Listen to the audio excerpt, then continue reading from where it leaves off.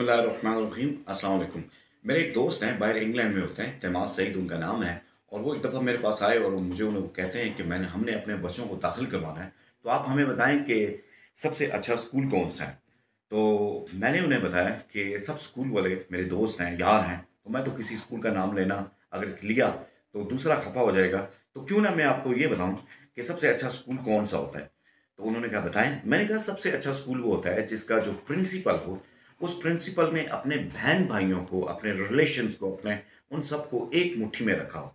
तो मेरे दोस्त मुझे कहते हैं तमाम सईद कि भाई मैंने तो बच्चों को दाखिल करवाना है, मैंने तो कोई उसके रिलेशंस को नहीं देखना।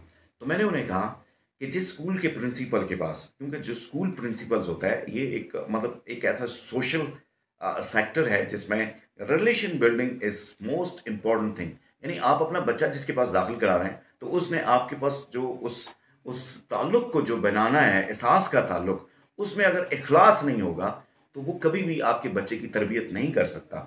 क्योंकि जिस इंसान को आप अपना बच्चा, जो वालिदैन अपना बच्चा दे रहे हैं, और उसके पास अपने जो रिलेशंस हैं, यानी बहन भाई, उनकी उसके अगर बहन भाई उससे राज़ी नहीं है, उसके पेरेंट्स उससे राज़ी नहीं है, उसके रिश्तेदार उससे राज़ी नहीं है, तो वो आपके बच्चे के लिए कभी भी एक अच्छा उस्ताद नहीं हो सकता। जज़ाकल्लाह खैर, बहुत बहुत शुक्रिया।